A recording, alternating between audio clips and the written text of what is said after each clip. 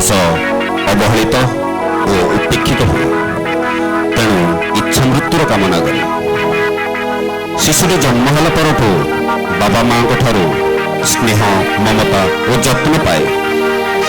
ତାର କାଣିଟାଏ ସ୍ନେହ ଯଦି ସେହି ବାପା ମାଙ୍କୁ ସେମାନଙ୍କ ବାର୍ଦ୍ଧକ୍ୟ ଅବସ୍ଥାରେ ଦିଅନ୍ତା, ତେବେ ଇଚ୍ଛା ମୃତ୍ୟୁ ଭଳି ମାନସିକତା ଲୋକଙ୍କ ମନରେ ଆସନ୍ତା ନାହିଁ। ବାପା ପୁଅର ସମ୍ପର୍କ ଉପରେ ଆଧାରିତ ଆଜିର ନାଟକ ପିତା ପୁତ୍ର ଚରିତ।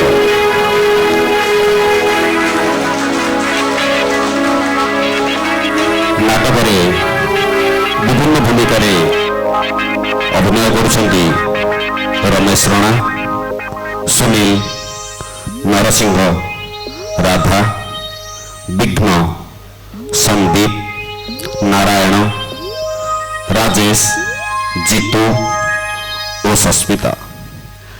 ନାଟକର ଆବାହକ ପାର୍ଥସାରଥୀ ମହାନ୍ତି, ଦିଗ୍ଦର୍ଶକ ବିଲୋଚନ ପାତ୍ର, ରଚନା ଶ୍ରୀ ରମେଶ ମହାରଣା, ନିର୍ଦ୍ଦେଶନା ଶ୍ରୀ ସତ୍ୟବ୍ରତ ଦାସ, ସହ ନିର୍ଦ୍ଦେଶନା ସୌମ୍ୟରଞ୍ଜନ ରଥ, ସଙ୍ଗୀତ ନିର୍ଦ୍ଦେଶନା ଶ୍ରୀ ଯତୀନ ଦାସ, ସ୍ୱର ସଂଯୋଜନା ଓ କଣ୍ଠ ଶ୍ରୀ ଅଶ୍ୱିନୀ ମହାପାତ୍ର, ମୁଖ୍ୟ ସହଯୋଗୀ ସଙ୍ଗୀତରେ ଅରୁଣ ସାହୁ, କଳା ନିର୍ଦ୍ଦେଶନା ଓ ମଞ୍ଚ ପରିଚାଳନା ନଳିନୀକାନ୍ତ ଗୌଡ଼ ଓ ଧର୍ମେନ୍ଦ୍ର।